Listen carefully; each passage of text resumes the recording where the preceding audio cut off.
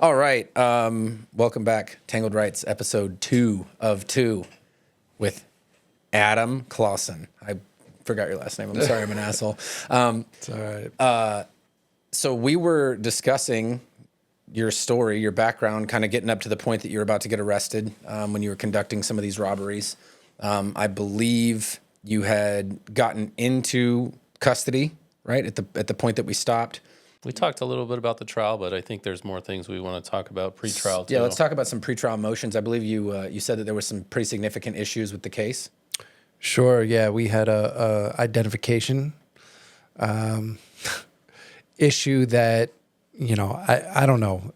As far as I was always told that there was supposed to be an in-person lineup, the way you picture it on TV, you bring in a bunch of people and, they put you in that lineup and somebody's got to pick you out. That's not how this worked. Not even close. There's a lot of different ones. So there's the lineup. You have a photo lineup. They can do what they call a show up. That's a little bit different, though. A show up is typically contemporaneous, at least. And I don't know if the federal rules are different on this. From state to state, everything's different. Also, none of this is legal advice. Consult with your local attorney, nor career advice from some of us here. But they can do a show up whenever you have, let's say, a vehicle gets stolen, right, or carjacked, and the person sees them, and then they're apprehended a little bit later. They'll bring the people, and at that point, you can have 1 or 2 or 3 people. Let's say the 3 of us carjacked somebody. They catch us 5 minutes later. They immediately bring us back. Hey, are these the guys, right? Yep. That is not unduly suggestive in and of itself because, and I'm going to botch this just a little bit, it's got something to do with the time and proximity from when the event occurred. Things like that, right? The immediacy from the fleeing to the apprehension, et cetera, et cetera, et cetera. Sure. However, when you're dealing with photo lineups, there are things that can be unduly suggestive, which then kind of make those lineups or those identification processes constitutionally bad. Like if you're already in a jumpsuit in the photo, then that person associates you with a bad person. So right. Or if there's psychological aspect of you that. put the 4 of us in a photo lineup, right? And let's say Austin did the crime. That's way too unduly suggestive. He's the only one of us who's under 30, for example. He's probably the shortest out of the 3 of us. There are many things, So what kind of issues did they have with yours? So when they finally decided to approach the witnesses in our case, instead of doing the in-person lineups or instead of putting a bunch of photos, they used 1 photo. They used my photo when they were talking about me, and it was literally a Polaroid picture, which they acknowledged later. Yep, that's the one. And they put that forth and said, hey, isn't this the guy from, who did this thing on this day? And they were like, yep. And they were like, okay, that's good enough. So obviously we had issue with that, brought this into court, and come to find out they did the same exact thing within the grand jury when they brought these witnesses in. They used the same photo to do an in-court identification using that same photo when they articulated their version, the prosecutor's version of the events, like this robbery occurred at this day, this time, and you were there and you saw this, this, and this, correct? And the witness said, yes. Well, I'm going to show you a picture of Mr. Adam Clausen. Is this the person who was there at that day who was wielding a weapon and did this, this, and this? Yes. There we go. You have it. So all of that was used to bring us into court. And those IDs at that time initially were, justified by the court. And when we brought this up, we challenged it. Initially, the court had some issue with it. But unfortunately, they came back the following day because we took a recess overnight. They came back the following day and said, I'm going to dismiss that motion and we're going to move forward. So trial's going to begin in a week. And we were like, whoa, wait, what do you mean? Like, can we talk about this? And he said, nope, dismissed, moving forward, take it up on appeal. There was no explanation. Objection noted for the record. Yeah, and that was it. And it was like, oh God, Got it. Preserved. They preserved the appeal. preserved it. And honestly, like that was a pivotal, piece in the prosecution's case. And I think that the judge knew that. My own personal belief is that a phone call was made and they said, listen, like you need to, just overlook this, move this case forward, get it to trial. And for those who question about that happening, unfortunately, I've just seen too much over the years. I know all too well that it does. That look is not me questioning it. That look is me wondering what's the why. Why would they do that? Yeah, what was their purpose, you think? Because they're trying to get you guys to take a deal? Just, hey, let's put their feet to the Yes. fire? Yes. Okay. Who was the judge that oversaw the trial? Your trial judge? Judge Robert, wow, I should know his name off the top of my head. I can't think of his last name at the moment. And that's okay. What was it out of? Third, Eastern District of Pennsylvania. Okay. I just want to clarify. In federal court, all of the judges are appointed by a president. So sometimes it's a big question we see. Hey, is it a Republican appointed judge or a Democrat appointed judge? And sometimes that can tell you something about how they see crime, especially. Here's an interesting... Robert Braun? No. Here's an interesting part of how that system works, though. Even though it's a lifetime appointment, if a judge wants to move up, they have to get what are called blue slips from both of your state senators, U.S. senators, in order to be promoted up. So there is politics in any judge who wants to be promoted. And it's basically a fallacy that's often promoted, like that judges are, immune to any political influence. That's definitely not the case. It's not as overt as our local elections on a smaller scale, but there is clearly influence there, and often they have to toe the line in different situations.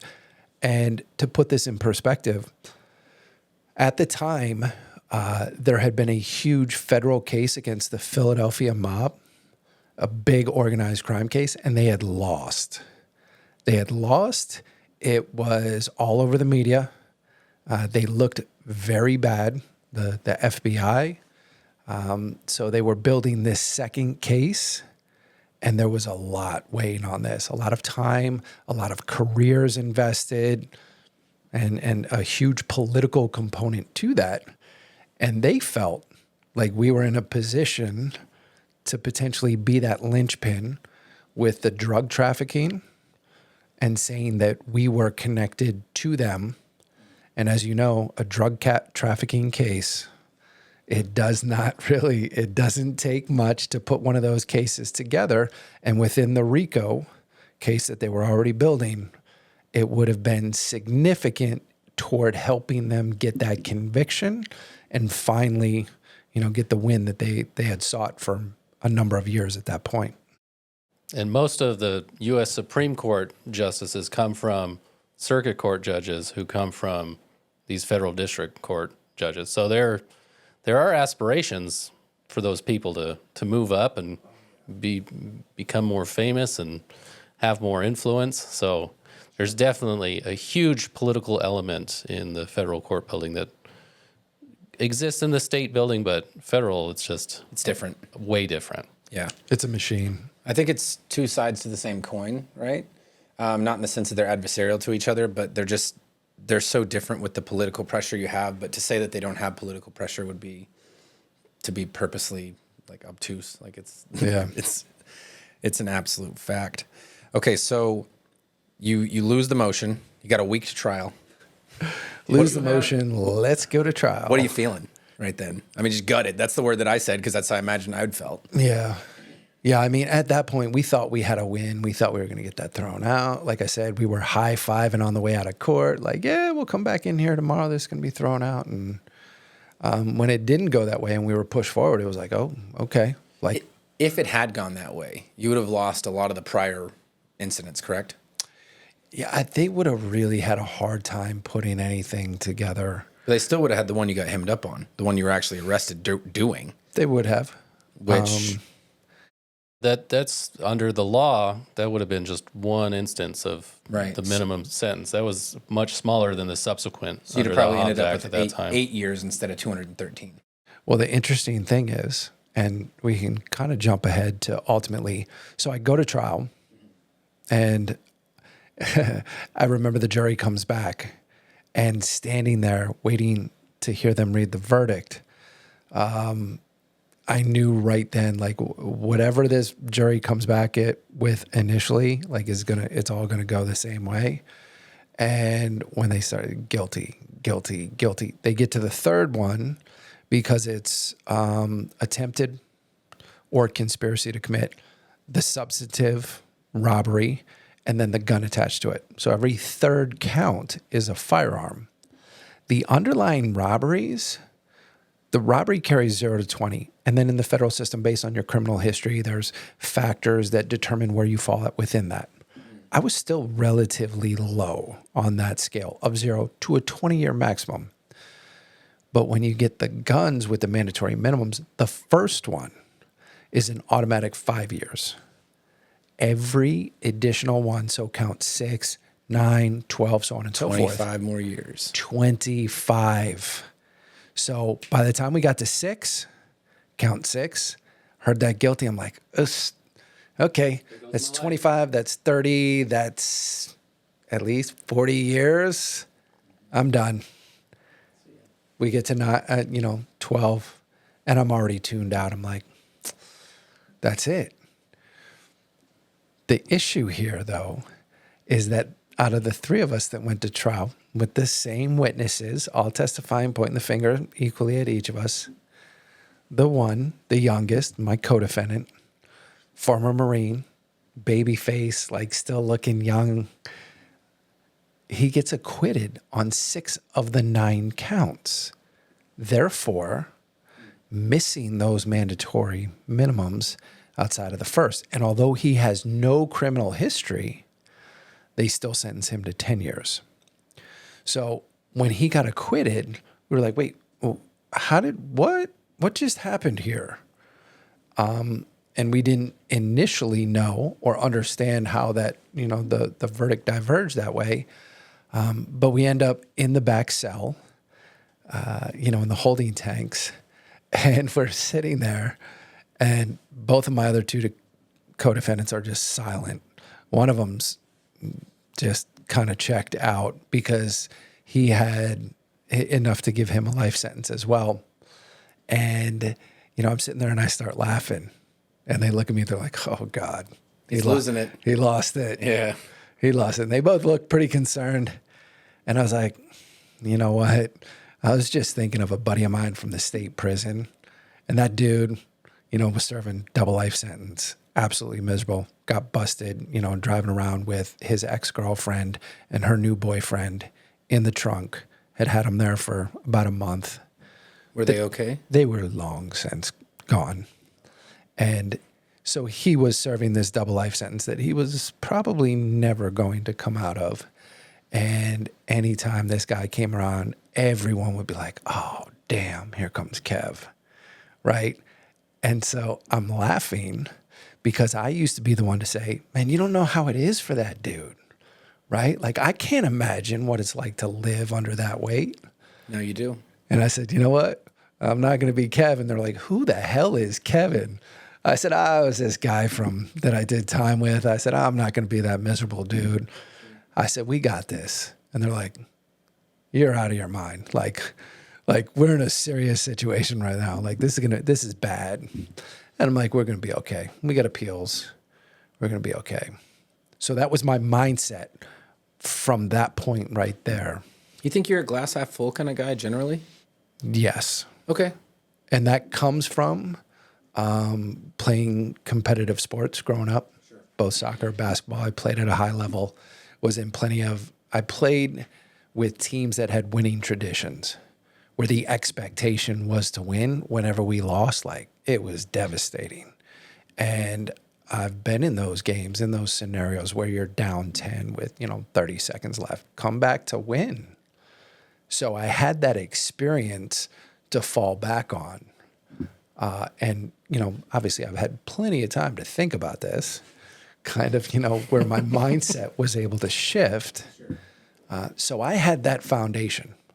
And I would say most people don't have that. And I watched countless men come into that environment with that time and just check out, give up. They're like, my life's over. I've got, 200 years. I'm done. This is it. I'll make a name for myself and go out with a bang. So they lean into it. They lean into it, yeah. Because it is real easy when you're in to get more time. Oh, yeah. Yeah, battery, every time you get... I don't remember what I was watching. It was some video on YouTube. Now that we have shorts, I watch shorts on there, and it was talking about how... I can't remember. I think it was federal. Like, if you...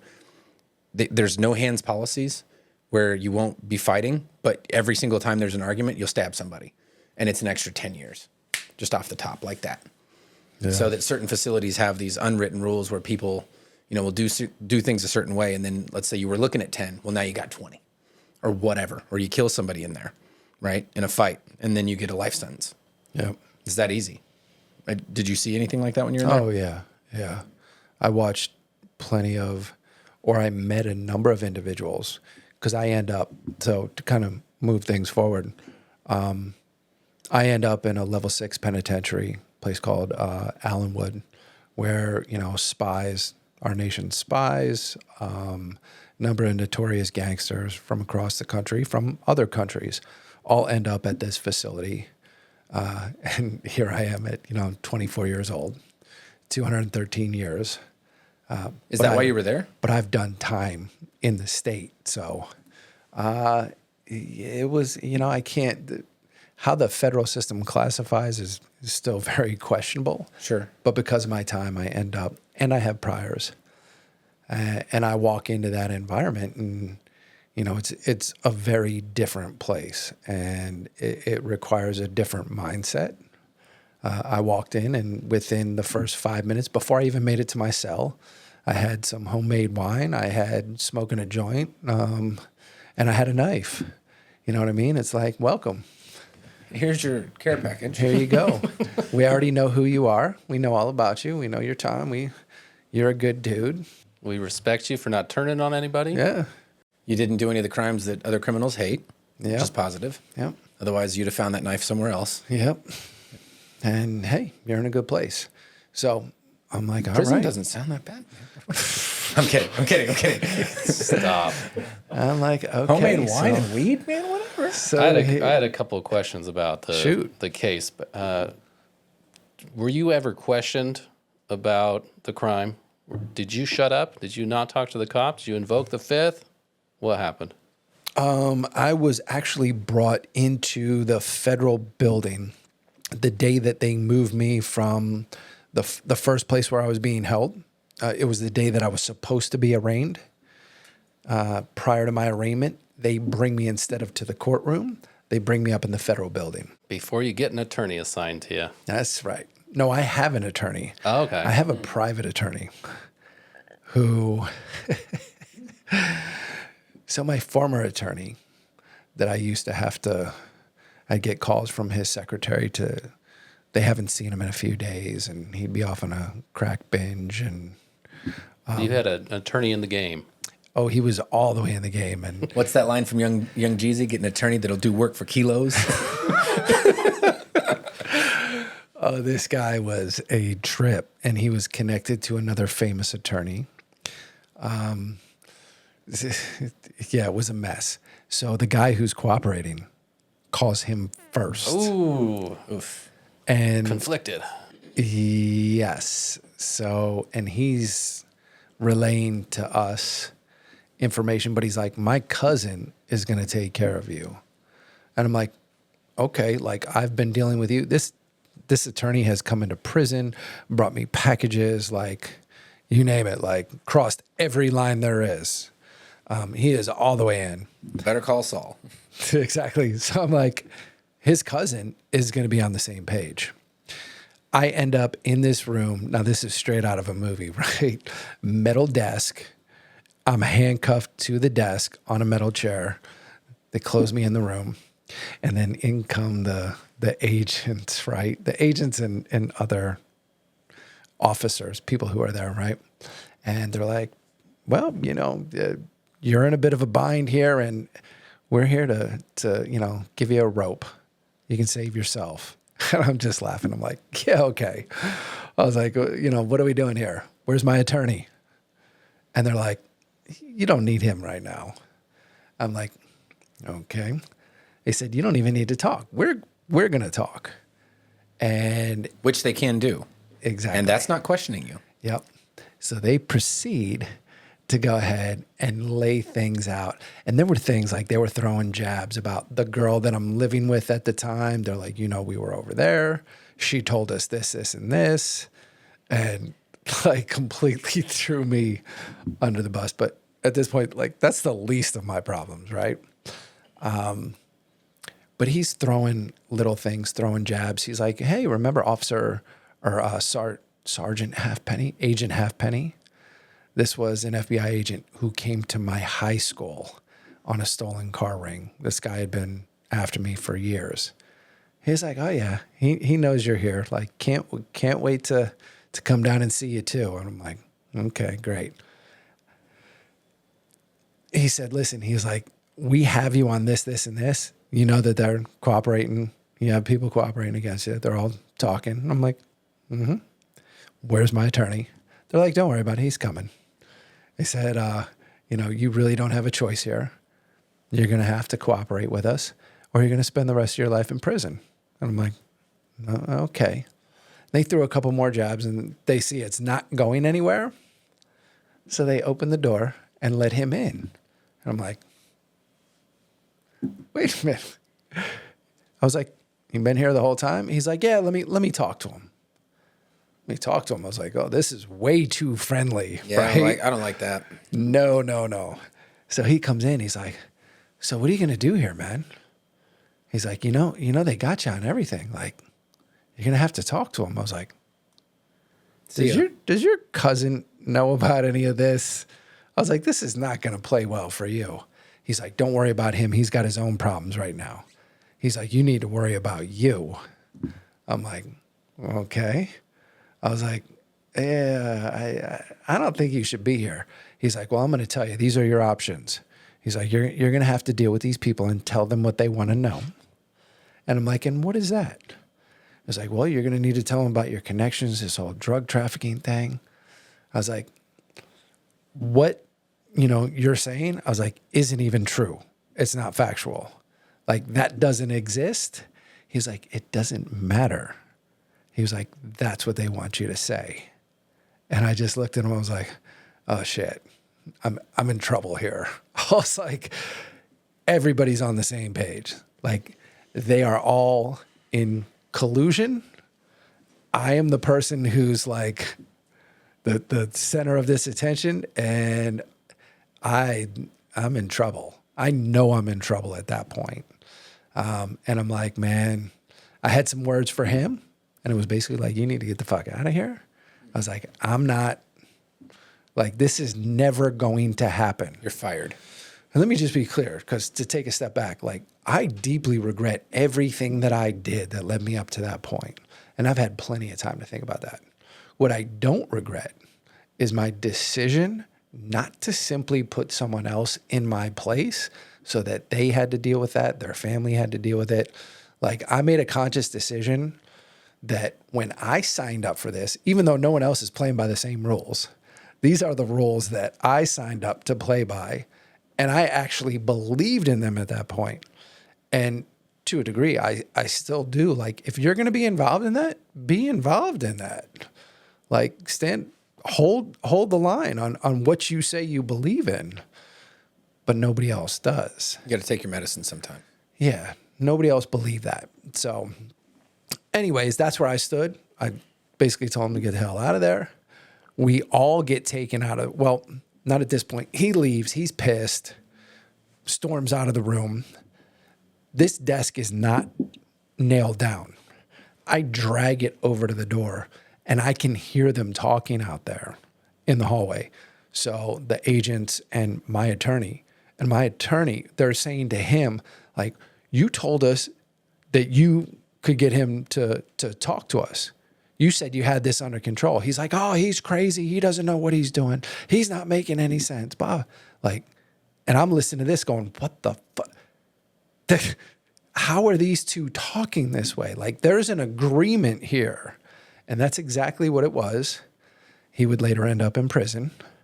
Both. The attorney. Oh, yeah. The attorney. Yeah. He later ended up in prison because whatever deal he had ran out. His cousin, my original attorney, unfortunately, he went to prison too. When I tell you everybody involved in my case had dirt on them, and when it feels like... Did any of that stuff get brought up in the appeal? No.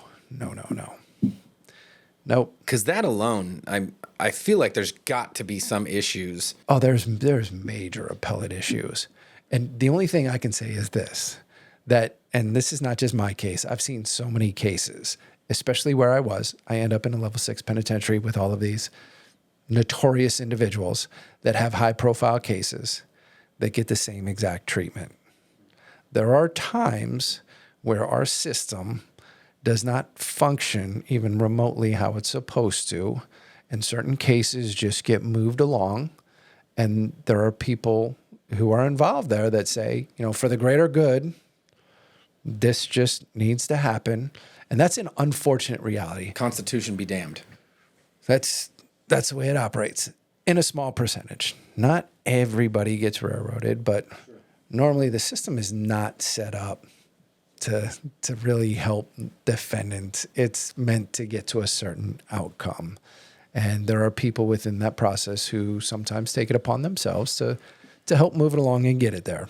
The issue that I have with that, and I say this being a defense attorney, I don't want the reason to be to help defendants or to hurt them. I want the reason to be, these are the principles that we stand for, and those principles will be upheld. Whatever direction that takes us, that's what we're going to do, right? Your search and seizure stuff's not going to get violated. The 4th, 5th, 6th, no 8th Amendment, which with some of your sentencing issues, I didn't read the whole, all the briefing on your appeal, but I'm sure that they had to have brought something up about that. Oh yeah. It's cruel and unusual to get 205 years for this kind of conduct. And so for me, the issue that I take with everything that you're saying is maybe I'm too idealistic or something, too naive still. I still believe in the core that our system is supposed to function on, and it sucks and I know that it doesn't. Conceptually, I know that it doesn't. When I hear somebody who lived it, it's like getting a little stabbing my heart right there. My love for liberty is getting beaten up a little bit. Well, in Nevada, you'd never see somebody get sentenced 200 and some odd years for same set of facts like this. We would never see. Yeah, the federal sentencing guidelines are. Never see a consecutive sentence either. And they've changed a little bit, in part to dudes like you, right? You've made some practical, real change in the world that you live in, correct? Correct. I've actually had the opportunity to influence some of those changes. Significant changes. Yeah. Like not even, honestly, man, the fact that I'm sitting in a room with you, right, able to talk about this is astounding to me, because the stuff that you've done is on a level that I couldn't even imagine ever doing, right? The impact that you have, like, because you always wonder, as a man, as a human, did I do something yet? Like if I was to get in my car and get smoked on the highway today, did I have a good impact? Did I do something that was positive, that has some kind of lasting, effect? I don't know. I hope so. I don't think you're ever going to have to question that. Well, I appreciate that commentary. And not that I hope you get in a car wreck, but you get what I'm saying, right? Like, that's awesome, dude. Good for you. So did you get a new attorney after the cousin? Did you fire him, or did you go forward with him? I didn't get a chance to fire him. So here's how this plays out. Oh, he gets caught first. No. God, dang it. We leave this room, and as we are now all walking together, and most of these people, I have no idea who they are. There's a lot of people involved. Because remember, like, everybody's still focused on this big OC case. We're walking down this hallway, and they're taking me back. They're going to bring me back to holding. And tempers have kind of calmed down a bit. They're talking about golfing this weekend. I'm like, they're talking about going out golfing this weekend. And me, now it's my turn. Like, I'm steaming, but I'm like keeping it to myself. So we leave. They bring me down. I still have an arraignment. And he has said, well, there's nothing I can do for you, so I'm out of here. I'll just plead guilty for you. So check this out. I mean, legal recourse, right? You can't just not show up, right? That's not legal. Well, you can, but there's consequences. I can tell you that in Las Vegas District Court, Department 18 and Department 4, when I pull that, my office gets a phone call. Hey, where's Mr. Wilson? You have about 3 minutes to get down here. Because there are scheduling issues. There are times that I haven't been in court when I'm supposed to. What happens? I get a phone call, and the first phone call or email is, hey, you obviously must have missed this. Get down here. But on a federal level, the only federal trial I ever had was a civil trial, and that judge was not putting up with anything. So I can't even imagine what happened to that attorney. He got torn in half, I would imagine. No. He didn't show. Maybe he never even confirmed as counsel. Oh, no. He was my counsel of record. We made it down to the courtroom, get pulled up. So I'm sitting there by myself, empty chair next to me. Prosecutor, who was upstairs with us, he's over there. And judge goes, We missing somebody? He goes, Mr. Cole, like, do we know what's going on here? He looks at me, he goes, Mr. Clausen? I said, yes. He goes, where's Mr. Merarkey? Where's your counsel? I said, he quit. And I looked over, I was like, you can ask him. And the prosecutor goes, yeah, he quit. The judge goes, okay. Bailiff, clerk, can we assign Mr. Clausen another counsel? Can we get someone else in here for him? I was like, wait, what? He just prayed up a motion to withdraw. Yeah, no withdrawal, no official. Like, it's just, we're going to get someone else in here. Federal court. This is I've federal gotten in court. trouble. And not in the 1930s. What the hell are you talking about? Crazy. So he No, I mean, I says, believe you. I'm just like, They love to sanction. They love the word sanction. yeah, well, that's because the federal rules are actually rules, not Yeah. suggestions like they are here. federal rules. They're like, you have to submit that motion to withdraw, right? Doesn't happen. Judge just goes, okay, we'll replace him. I was like, no, hold on. I'm prepared to go ahead and plead not guilty today. He says, no, Mr. Clausen. We're going to do this the right way. We're going to make sure that you have counsel next to you. Are you going to do this the right way? Because up to this point, things haven't been going the right way. But this thing, so they're trying to railroad you. You get a new attorney at some point, right? And then you proceed back through. Yep. Okay, but that was like the major weird thing that happened in the beginning. It was one of a series. Okay. Did you have the public defender through the trial then, or No. Did you get private counsel after? I actually ended up with court appointed. So the federal public defender. Yeah. Okay. He wasn't out of the federal defender's office. He was actually Private counsel paid. private counsel paid. Like assigned counsel. Okay. Yep. Yeah. So we've kind of jumped around a little bit, but I want to move forward because I feel like the appellate process was pretty brief. You did your direct appeals.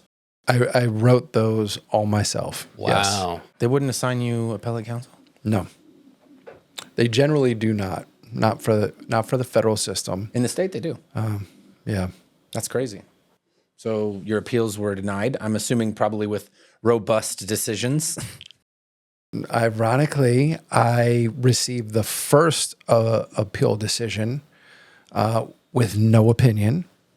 And it wasn't until I was transferred. I blew my ACL out playing basketball in prison.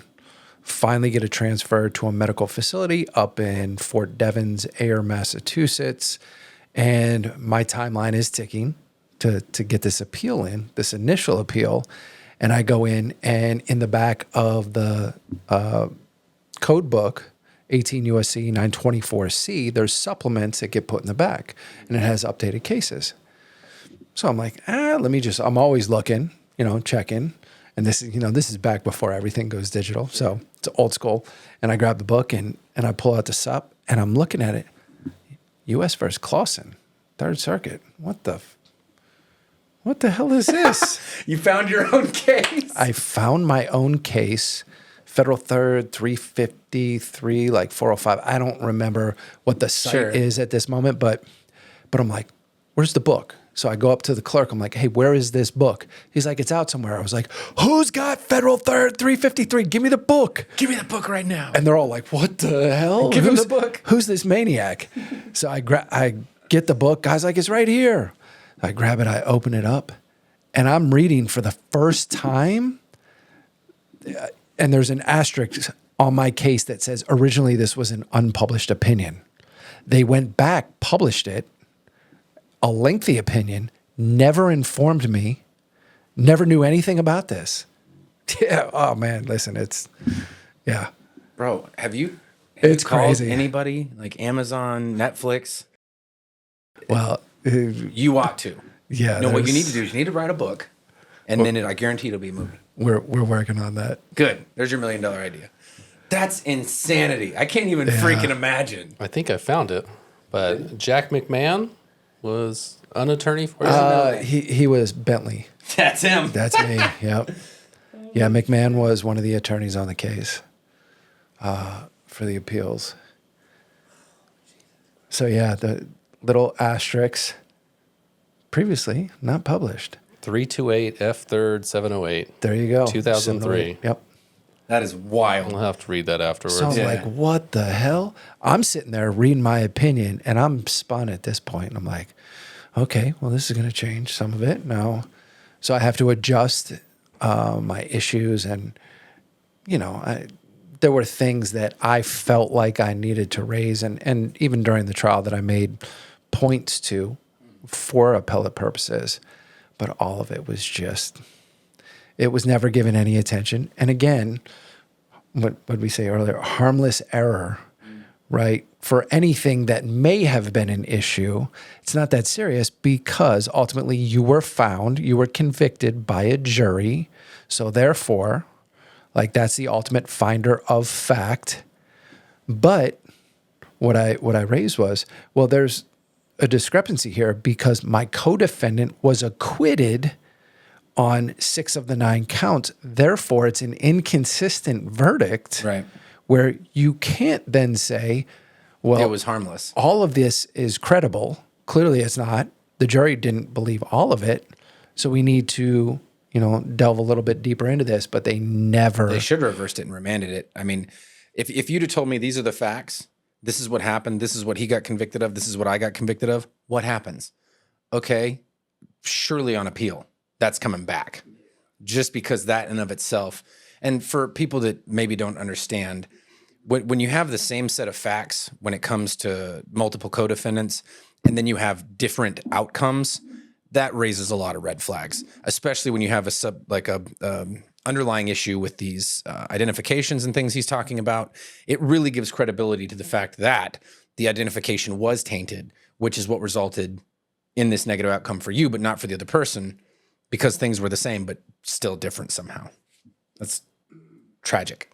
Yes. And I know I'm like smiling at you because this conversation is very enjoyable, but Jesus, man, I can't even imagine. And then reading that to be like, because I know what I would be doing. I'd be pulling my hair out. Like, what are you talking about? Pretty frustrating, especially when I find out through trial counsel, Charles Peruto. I'm sure Chuck will love me throwing his name out there. He had political aspirations at one point, but they derailed that. So he is a well-known criminal defense attorney. His father was a well-known criminal defense attorney. Chuck represented my co-defendant who was acquitted on 6 of the 9 counts, spoke to 2 jurors. Both of them separately confirmed that the reason they acquitted him was because they believed everybody involved in the case. Everybody was dirty. Everybody was lying. They didn't believe anyone, but they figured because of myself and my other co-defendant, we're a little bit older, our criminal background, we're going to convict them, but we're going to give the young, innocent-looking kid a break just because we feel like he kind of got wrapped up in some stuff and he was around the wrong people. So we chose to acquit him on 6 of the 9 counts. They said, but if we ever would have known the time that they were facing and ultimately what they received, we never would have convicted any of them. They said they had real issues with the amount of time that we received. And for those who don't know, the jury never has any clue as to the time that a person is facing. Those facts are removed from them. So because it's a separate phase. It's a conviction phase and then a sentencing phase. The jury's job is to find what facts happened. Correct. And what happens afterwards, not their problem, because then they'd be influenced. Correct. Yeah. By sympathy or maybe not, maybe vengeance. So when we warn people, we never know what a jury's going to do. There are stupid jury members that that's something they shouldn't consider at all. Right. Hey, they had an influence on this kid. Yeah. Unless there's an element of the trial where the person is raising a defense that, hey, I was acting under some sort of coercion or duress by these older people who were taking advantage of me and bullying me. Unless there was something like that to give them a reason. But that's what I always talk about. And like Shane said, you give these examples of things that jurors keyed on, and you're like, what are you even talking about? That was in the record, and you'll thumb through 500-600 pages of stuff, and you'll find one little section. And it's like, wait a minute. You listened to 5 days of testimony, and that 48 words on page 490 out of 570 is the one thing that your little squirrel brain latched onto. How did I not get you out in voir dire? How did I not discern that you were not the person for our jury? It sucks, man. Gutted. Again, that's the title of this podcast is Gutted, man. I feel so bad. He's in the best place now. I know. That's great. I'm glad that he is now. But that's not what we want to see for our criminal defendants. Nobody deserves that kind of punishment. No. And that's the other thing. Whenever I hear this, because I found myself on the wrong side of the law a couple times, not anymore. I got away from my stuff. I put myself in that position because I know what it's like to be in handcuffs. I know what it's like to be in front of a judge. And it's like, Jesus, and then I think about my clients, some of them that we've got trials coming up. And it's like, man, what if this happens with one of our cases? Because I don't know about your trial counsel, but I'm sure you got a little bit closer to him probably and developed a relationship. Yep. You still talk to Chuck. So you obviously have some kind of, have talked to Chuck, whatever. You obviously had some kind of rapport with him. You build a friendship with some of these clients, right? It's impossible not to when you're working that closely together with the same goal. It's like any other team thing, right? And it's a sports guy. If we're on the same team, you're on my team. You got the same color jersey. We're good to go. Let's do this, right? And for me, I imagine some of the people that I probably get a little closer to than I should. And I hear these situations and I'm like, God, please don't let that happen to them. And it sucks. It's not great, man. I glanced at the appeal and I see, something that you guys brought up is the fact that there was even in federal court. Yeah, There's jurisdictional issues. Huge question, and I understand why. You want to get into ultimately, I guess they said it's affects interstate commerce, even if it's de minimis, even if it's the tiniest. Hey, it's really close to Jersey, I guess. So, de minimis effect. Again, I don't ever get to geek out on the legal stuff, but I spent a lot of time. I'm sure you were researching this over the 20 years. Surprisingly, most people do not. They don't care. And I tell everyone who gets caught up in the criminal justice system, no one should know your case better than you. You have to be your best advocate, especially to help your counsel to advocate for you. Correct. Like if you just gotta invest the time. Your life is worth it. So de minimis effect, meaning absolute minimal to satisfy the nexus of jurisdiction, which allows the federal government to come in and take that. And the case law is very clear on this. Something as simple as during the course of a robbery, let's say it's a corner store, a convenience store, you bump and knock over a stack of cups that were produced in another state, you have affected the flow of commerce to a minimal degree. And the state court can still charge you, but if feds want to take it over, boom, they're coming right in. So they have expanded their ability through Article 3 Commerce Clause jurisdictional reasons to come in and basically take over, and people should be concerned about this, to take over basically any local, crime if they have whatever inclination to do so. So the Commerce Clause generally is concerning. You think Not people just should from be not just concerned from a criminal level. over the size of the federal government and how it keeps increasing in size? From the Commerce Clause with the way that they've used it to impact Supreme Court decisions. Oh, yes. It's insanity, Yes. right? Like, oh, it's commerce, so we can just, this power goes over here, and it's the Oprah Winfrey of powers. Commerce Clause, everybody gets a power. It's a power grab. Yeah. Without a doubt. So we'll say eventually you do get charged federally, as we said, which gives you the Hobbs Act, which Hobbs Act 1951, which is under the racketeering statutes, right by RICO, which is 1960. So it's all in the same class, same category there. Does that tell us anything about what the legislators might have been trying to do with those statutes? Yeah, it's all pretty much in line. trying to stop gang activity. Yeah, there's a purpose, like legislative intent. Yes. And I know that you know that, right? Yep. So that's interesting. That's not maybe targeting who you guys were at this time. but Hobbs Act was actually originally enacted to govern union violence, where they were expanding their control, and that's really the foundation for it. And it just got, broadened to encompass these robberies. Now it's extensive case law there's roughly 3,500 individuals like myself who have been charged either under Hobbs Act for a string of robberies or under, say, the federal bank robbery statute, where they chose, instead of to use armed bank robbery, to charge those robberies individually under the bank robbery statute, classic bank robbery, and then attach a 924C to it, charge them in multiple instances, and end up with these draconian sentences like the 213 I had. Many of these individuals I know very, very well. We are a part of an unfortunate fraternity who have fought these laws for many years. I am one of the only ones who has thus far been granted relief, which comes with a great weight of responsibility. I still get the phone calls a couple times a week from those individuals who, if things don't change, they will die in prison.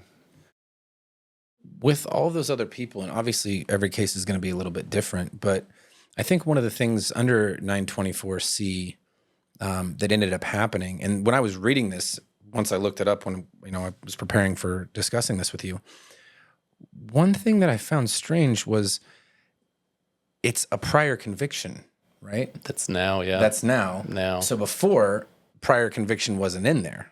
Yes. What was it?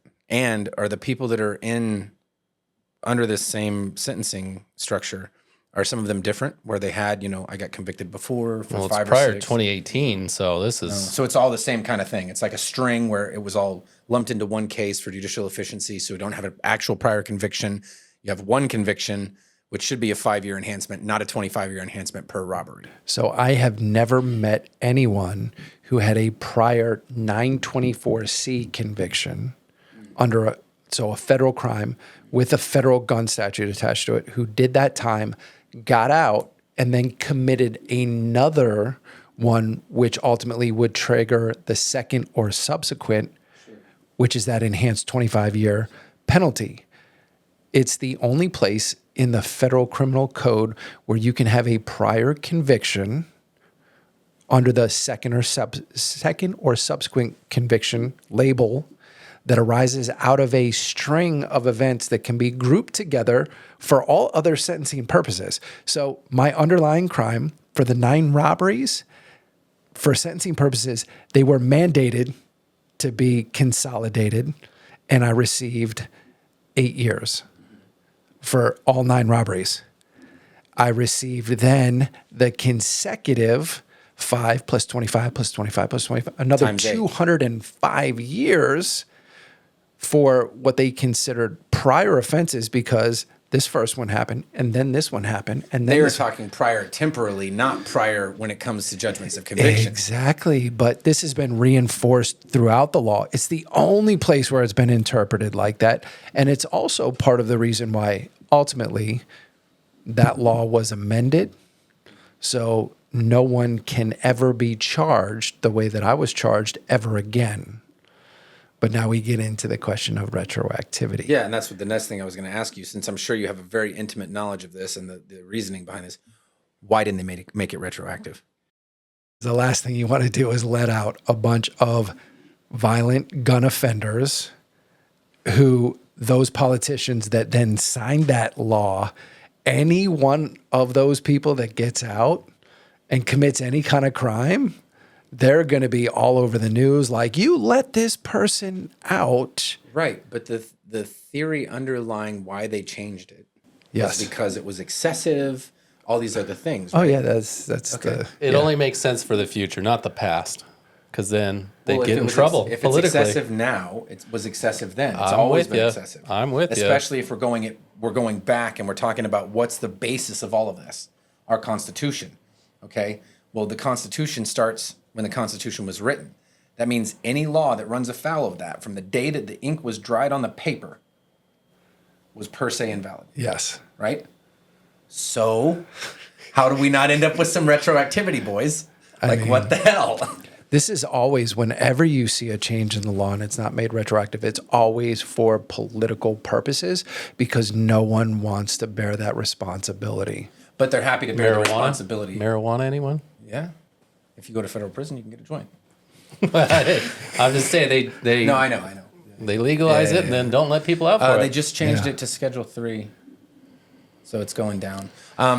Other side of the First Step Act, though, was a good retroactive thing that allowed you to make a motion. So, Well, interesting. We can get into the legal aspect of ultimately how that happened. how'd you So I get think out? this is a great place to interject where my new legal counsel comes in. Do you guys know anything about him? no. Oh, this is great. You're going to love this. So, Are you suing them? no. He's my best friend on the entire planet. If he calls right now, I will have to step out and take that call. Obviously, problem. Understandable. he is the one person where it doesn't matter what's happening. Everything else stops. So my wife, who in 2009, I meet through a friend. We connect. Clearly, she's not looking for a long-term relationship. Believe it or not, I'm not looking for a long-term relationship. You met in 2009? Yes, in prison. Okay. In All right. federal I just wanted to prison. make sure I was clear on that. Oh, yeah, Because I'm very doing clear. the math in my head. I'm like, 2020 was after 2009. We did not know each other Okay. prior to that. And for legal reasons, we had to lie about that for many, many years. Because in the federal system, you are not allowed to have someone on your visiting list and you sign a form under the threat of perjury to be able to go in and see someone saying that you knew them before. So we had to uphold this story for all of the ensuing years, 10 plus, almost 11 years, that we knew each other prior. So there's a whole false narrative that had to Statute be of limitations has creative. probably been run on that. It's fine. Oh yeah, that's all done. So we're not worried about that anymore. But Can't get me fed, boys. she comes into my life and becomes my chief advocate, signs on knowing that I have 213 years, that there is still, even in 2009, very little talk of sentencing reform. Bobby Scott, VA, working with his office, Vanessa Chen, they were just introducing legislation around the 924Cs.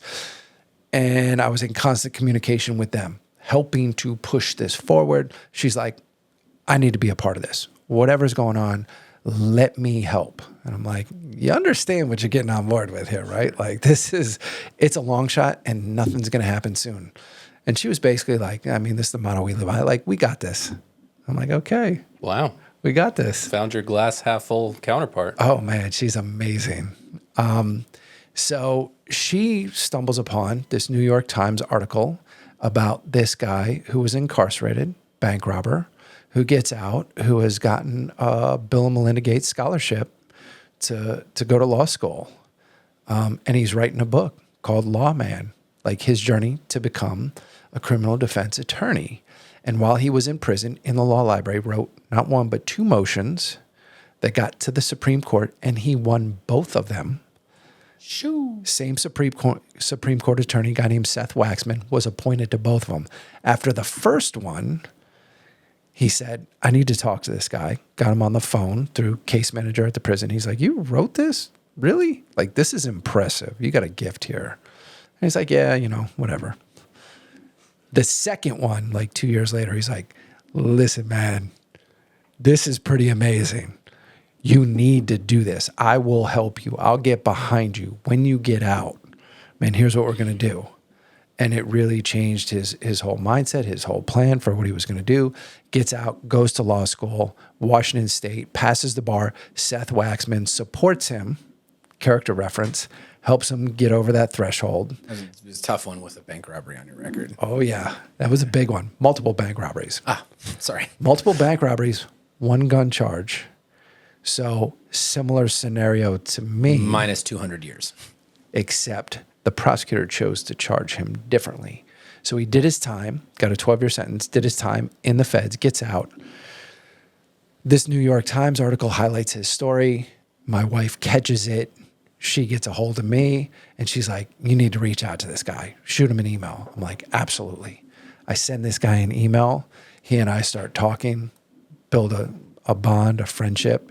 He becomes my chief legal advocate, who just so happens to get recruited by Georgetown to become a law professor, who then becomes a frequent guest of the White House while they are crafting the legislation, which includes the 924C reform and this other little known, just minor change to the compassionate release policy, which up to that point, the Bureau of Prisons had used very, very infrequently. Like someone was on their deathbed.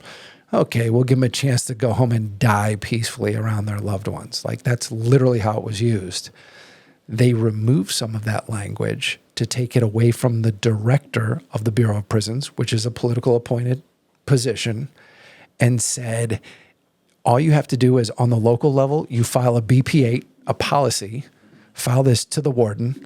The warden has 30 days to respond. If he does not respond, it's per se denied, and at that point, you can file your motion. Now you can go to the court. You can get, so it becomes a second look mechanism. Problem is when they made that change with the first step, nobody understood what it was. So my attorney, Sean Hopwood, goes on a mission, media mission, mass media, legal journals, starts building a record in the circuits. And all the while, like, I'm on the sidelines, like, okay, brother, like, what about me? Like, I know we need to build this record, but like, biological clock's ticking here. Like, we want a family. I need a shot at this, man. Like, we've waited. And he's like, just be patient. I'm like, man, that's easy to say from right there. But yeah, masterful what he was able to do, built relationships with, told you my clemency petition back in 2016 when Obama was just like giving out, you get clemency, you get clemency. Oprah reference. And mine died on Joe Biden's desk while my wife and my mother sat out front of the White House, candlelight vigil, got pictures of it and everything. They chose to pass on mine. I get it. He wanted to run for president, which obviously he has. And, you know, fast forward to now here we are with the commutation. You know, we've waited this extended period, built this record. Sean distributed freely a motion that had my name and my case to all the federal defender's offices nationwide and said, file it like this. Gave them guidance on how to do it. And literally hundreds of individuals have filed and won compassionate release with my name in it. They didn't even take my name out. You know, guys were just like, oh, I'll give it a shot. I'll throw it in. We've done that before. Everybody's made those typos. Usually not on Maybe something even that serious. Pro se. I mean, these might be pro se guys that don't even understand. These were mostly pro se. Oh, okay. Well, I tell you, attorneys have done that too. So they think sure. Typically this on is something exactly like how a it needs notice to of be. confirmation or something that literally has A no form motion that you're literally just like you're banging copy it and out. paste anyway. Yeah. 2 pages, but not something like that. Well, this was pretty serious. So all these guys started getting relief, And I'm happy. I'm happy for everybody getting relief, genuinely. But where's mine? But I'm also like, okay, like it's time. So my clemency petition went through when a guy named Bob Zausmer was the acting U.S. pardon attorney. Bob Zausmer was from Philadelphia, the federal or prosecutor's office. A couple years later, my motion, my compassionate release comes back around and I get assigned to Bob Zausmer.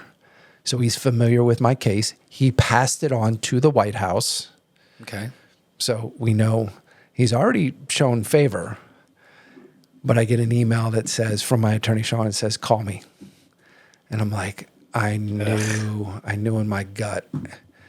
And he goes, listen, I have to tell you this. I was like, don't. I already know where this is going. You already know the answer. He's like, as your attorney, I have to tell you, Bob told me the only way that they will consider this is if you agree to cooperate. Mind you, I've been in over 20 years at this point. This is not a matter of me actually having information. This is a matter of me tapping out and saying, okay, I've had enough. You win. I'll agree just to get my motion approved so that they will support me getting compassionate release. After 20 years, I've worked too hard to maintain my credibility, and everything that I intend to do post-release is based upon that credibility, right? Like, I'm not going to do anything to jeopardize that. Sure. And my wife's on the same page. I know I don't need to consult with her on this. I know that we're on the same page with all this. And I tell him, Sean, you already know the answer, man. I was like, but I was afraid that this is what it was.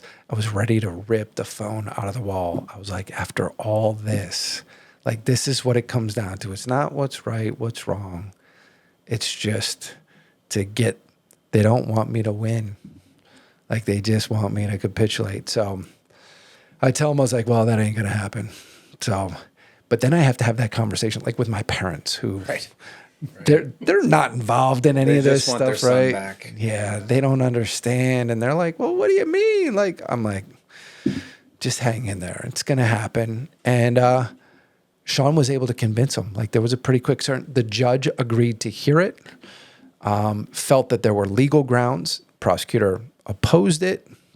The judge said, no, I'm confident I have right to do this. But then ultimately it came down to, okay, so what are we talking about as far as a sentence? Because he vacated my sentence.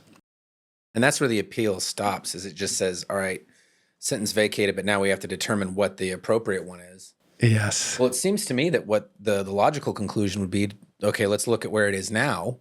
What would he be sentenced under? Same ruling today, or sorry, same statutes today with the same jury verdict.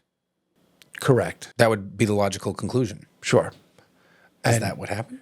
I don't know the answer. Not exactly. Okay. Because part of what gets weighed within the compassionate release is the factors that allowed me to qualify were a change in the law, which was the 924C. So how I would be sentenced today.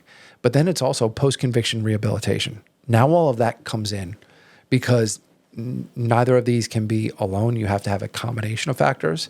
And I was able to show an extensive record of things that I accomplished in prison that had never been done before. Most significant was being able to train and lead a community of incarcerated life coaches. So I became a coach in prison, led this community where I trained other individuals of great influence to become coaches who had positive intentions, who were able to help transform the culture, not just inside of that prison, but who have gone on to do some pretty amazing things all across this country. And therefore, that experience has shaped much of what I do now in showing people what happens when you put the right support and resources in place by design. Like, you can't say it's by chance that all of these individuals who happen to be at this one facility at this one period in time, like, just miraculously all had these phenomenal outcomes. Like, wouldn't you want to take a closer look and go, man, what was going on here? How did this happen? Because statistically, it's not possible, not even close. It defies all statistics. But yet, there's a lot of people that don't want to look at that. Thankfully, we have Pepperdine, who's completing research right now that will be published next year. And, much of what I do is to use my voice to advocate for others, to share my experiences. I've been able to testify before the Senate Judiciary Committee, before the United States Sentencing Commission, specifically on the 924Cs and on making some of that retroactive, the application of it, to ensure that others have that avenue under compassionate release. And although that went into effect back in November, many courts have passed on it. They haven't really addressed the issue. So there's thousands of motions currently pending where individuals could receive relief. And it really is acting as a second look mechanism, but it's, greatly underutilized. And this goes back to where we were talking about earlier. Federal judges are not above influence, and nobody wants to be overturned. And they all take that into consideration on any ruling. And if they don't have substantial rationale for why they are imposing a sentence, they're not going to do it. My case was unique in this respect, that Bob Zausmer, the U.S. attorney, after he lodged his disagreement with the judge's ruling on whether he had the authority to do that, he said, for sentencing purposes, the government will not oppose whatever sentence you want to apply in this case. We will refrain from any opposition because Mr. Clausen has done a significant amount of good during his time, and we will not appeal it. My favorite part. Wow, that's good. And this ties in with, I was hoping you're going to say this. The government acknowledges that Clausen's sentence is unquestionably severe, and that's in quotes, and that his efforts at rehabilitation are commendable, also in quotes. And that's from the decision, United States versus Clausen, District Court, ED, Pennsylvania, 2020. That's what the trial counsel had said too, that it was just an egregious sentencing. And that gets me to the question we always run into. He's not Congress, though. If it's egregious and we can all agree, then why are we here? Yeah. And here's the thing that people need to know, because I watched multiple issues come to fruition over the years where individual cases, classes of cases, things were changed where individuals had the opportunity to appeal. Unfortunately, the DOJ issues guidance that shows prosecutors, no matter what the defense counsel submits, how to oppose it. It's not about what's right. It tells them from every angle, this is how you oppose it, this is how you oppose it, this is how you oppose it. No matter what, you never, ever, agree to anything. You never go along. My case is the only case. I hate that, man.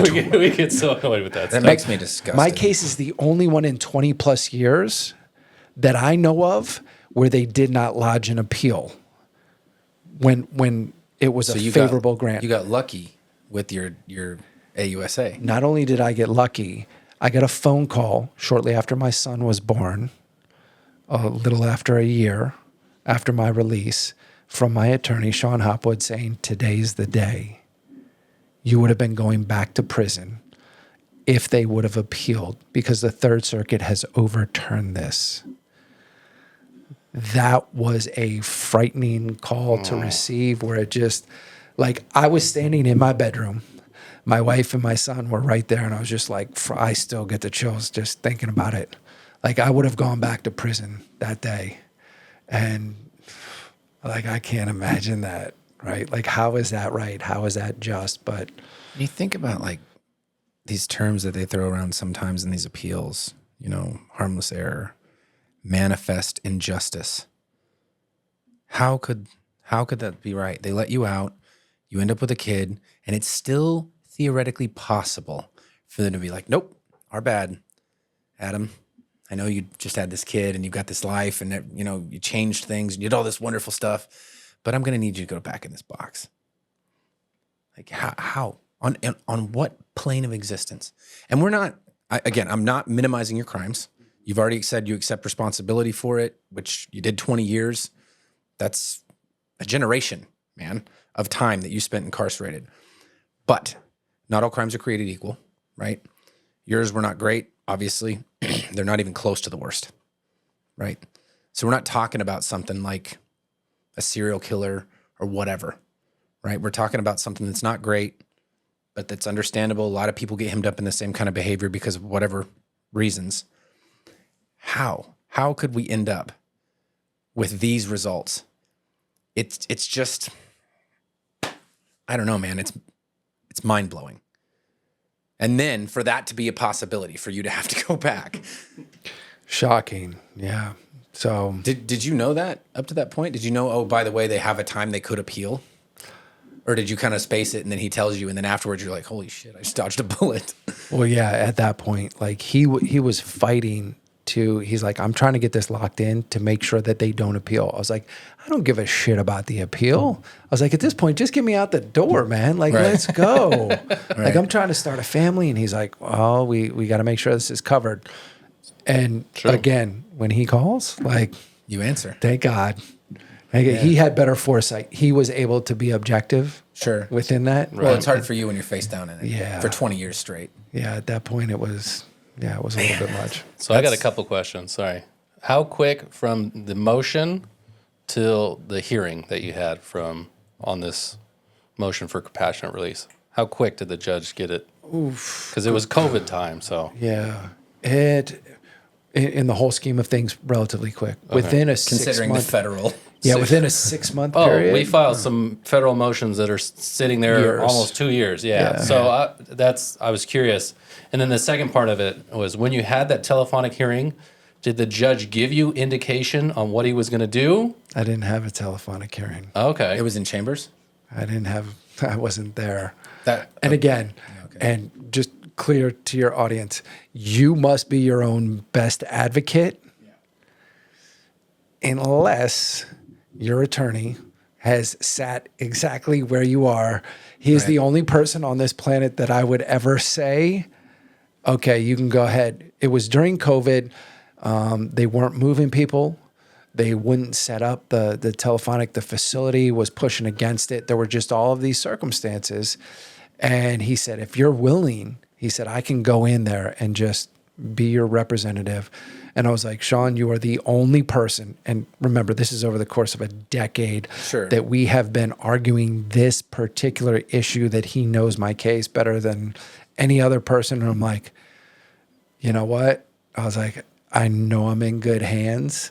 And who else can better get up there and say, hey, if you give this guy a second chance, like, look at what's possible. He's like, I'm what's possible. That's better, actually, probably. Yeah, it was even better articulated than I could have at that time. So, did the judge tell him at that telephonic hearing, or did he say, I'm taking this under advisement and I'll issue an order? Yeah, he left it at that point. He said, we're vacating, but, I'll set a date for a sentencing hearing.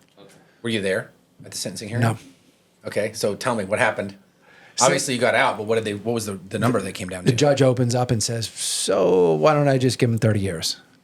Now, I've served 20, which means I'm still Come on. Come Yeah. on. Yeah. No. Yeah. That's stupid. And thank God he was right on top of it. And my attorney goes in and was like, well, for all of these reasons, this is why he has done enough time. And to be honest, like, I lived much of that 20 years, like, with a scale in my mind, knowing that two things. I was going to have to serve enough time where somebody said, he's done enough. Sure. 20 years is like, for whatever reason, there's like it's like a plateau. Like, you get to 20 and it's like, pretty much most of your crimes, like, okay, that's a long time. And you never pulled a trigger as a part of this too. You never had pulled a trigger. Somebody else had. No, but nobody pulled the trigger. No, somebody. Accidental discharges. Right, but nobody was killed. No one was killed. Right, no. right. Or no one shot. no one was killed, shot, seriously injured. Sure. The second part of that is, have I done enough good to compensate for all of the bad that I've done? Like more of a scale that I was weighing out, and I felt like I got to a point where like I felt resolved good enough at that point. Like I think I've done enough time. I think I've contributed enough like to earn that second chance. Sure. And to have the opportunity to, come out here and hopefully continue to be able to have an even greater impact. So when he did end up going with your attorney, as he obviously did because you're sitting here, did he say, okay, he's done enough time, or did he just say it would have been 13 years, or we'll just say 2 decades is good enough? Like, what was the final rationale was, okay, you've convinced me. I'm going to grant time served and immediate release. And how long did that take? About 72 hours. Oh man. But still. Yeah. Oh, it's a long 3 days. Sure, and that has to do with, he said, dumb. I'm releasing you to your BOP, Federal Bureau of Prisons approved release plan. Oh, and now, so they have a standard release program. Well, we've already submitted everything to the court, my release package. I have a job out here. I have promises of all of these things that all involve me coming to Las Vegas. Place to live, et cetera, et cetera. Yeah, everything. The BOP, they've looked at me as a lifer and they don't even look at my file. There's no release plan. My release plan has my arrest address on it. Yeah, because your release plan is wherever it is that they bury folks that die in prison. Yeah. So here we are. Now all of a sudden we have my arrest address. I don't know who lives there. I can't go there. But these BOP officials come to me and go, you got to sign this. I look at it. It's like, I'm not signing that. They're like, well, you have to sign this in order to get out of here. I was like, listen, I spent the last 20 years fighting to get out of here. I'm not signing something that immediately violates me because it's not true. Like, I can't go to that place. That's not my address. So it created this whole openly hostile situation because now I have a federal judge calling this facility saying, why isn't my boy out? You messed up. Free my boy. Make it right. Sure. Fix this thing and get him out of there. Now. Yeah. So the one thing about federal judges that is true, aside from the fact they have political pressure, they have some power. They swing that gavel around. It's not as light as this one. It might look light enough, but it's much heavier. Yes, Gerald Pappert. I have not had the opportunity to sit down with him yet, although I have been back to Philadelphia last summer. I was there on the anniversary, on the day that I completed my term of supervision and officially became free. I was going to ask if you were off papers now. Last 3 summer, years. I had 3 years. I had the original term that they imposed because nobody ever thought it would matter. Right? After 213, 3 years. Nobody thought about that. So I was in Philadelphia for this correctional leaders conference representing the organization that I now work for, where I got to walk over to the courthouse and over to the federal detention center and to the place where I was arrested. And I walked with someone filming all of it, like to document that on the day that I became free for the first time since I was 11 years old, because I've been on some form of supervision that whole time. And man, it was, very surreal. And I'm in a historic place of liberty, Independence Mall. Like that's where all my crimes take place. Like that's, wow. Pretty surreal. So yeah, life is good. Every day I'm reminded, I live with a different sense of gratitude at this point than most people will ever know. And I belong to this strange fraternity of former lifers who've been granted a second chance. And I'll tell you, I know a lot of them. And we're all doing amazing things to contribute and give back because of that appreciation. It's amazing. Fantastic. I got to say, it was a pleasure getting to meet you. Well, thank you. I feel like Likewise. I could talk to you for days. And I can definitely feel your positive energy. Sometimes you meet people and you can't really tell where they are, but with you, man, it's like it radiates off you, bro. Thanks. And it should. Yeah. Like that's insane, dude. You literally got a whole life given to you. or you earned, right? Let me back up. You earned your life. You earned it. You earned Thank it you. back. Because Yeah. you, man, Well, I appreciate good. having the opportunity to come in here and talk about the legal side of things Sure. because although I've shared my story a number of times, we don't ever get into like Yeah. those nuances Right. because most people don't understand. But you guys obviously, understand a little bit. The federal stuff is a little different. Obviously, there's some things I don't deal with in the criminal side there. I've never done any federal criminal work. Why don't you plug us with yeah. what we can do? You know, how can we change or help kind of sentencing reform, or what can we do to help those people? And people, what can everybody else do? All of us as citizens. great. Part of it's just to become more aware of what's happening. You know, we have the tendency to tune out, especially when it comes to the criminal justice system. Like there's a lot happening right now in prisons. I had an interview this morning with New York Times over heat inside of prisons. Like many of our prisons are not air conditioned. I've heard that. And prisons in Arizona. Yeah, Texas. Yeah, that's what it was. It was Texas. Yeah, Texas, like average of 5 people per year die in Texas prisons simply due to heat exhaustion. Like Yeah. that's not, you know, That come doesn't on. sound cruel and unusual. Seems to does be it? running afoul of an amendment that I really like. Yeah. So, you know, the fact I feel like a large part of my responsibility is to serve as a model that breaks much of the stigma over how we tend to look at people who end up incarcerated. Sure. It's easy to demonize and say, well, those people, and they got whatever's coming to them. And when you realize that there are so many people who look just like you, who could be your neighbor, who will one day be your neighbor. Be your brother. Yeah, it could be your brother, family members. At this point, you know, 1 in 3 have someone directly connected to them who's been incarcerated, but most people don't like to talk about that. And just realize that there's a huge issue with over incarceration in this country, and to, you know, pay some attention to it. Don't just write it off because it shouldn't have to be until it affects you directly that you choose to, you know, give this issue the attention it deserves. Can people hear your message anywhere else? Absolutely. My wife and I have a podcast of our own. It's called Gritability, like grit, Grit, Gritability. Okay. About the power of perseverance. We love to highlight stories, other inspiring stories like our own, where, you know, individuals have just gone through some pretty severe challenges, come out the other side stronger, more resilient as a result. And my own Instagram is Adam213 is free. So I love that. yeah, It's good. That's dope. yeah, and we're on YouTube as well. Rowan Adam Clausen. So she built that following while I was on the inside, and has done an amazing job to provide support to individuals, like families on the outside who have an incarcerated loved one. So Well, we will get all of that plugged in the bottom of this episode. And if there's any other organizations that, you know, we've talked about, feel free to send us the URLs. Awesome. We'll add that stuff too. Thank you so much for coming on. yeah, thank you both. Thank you.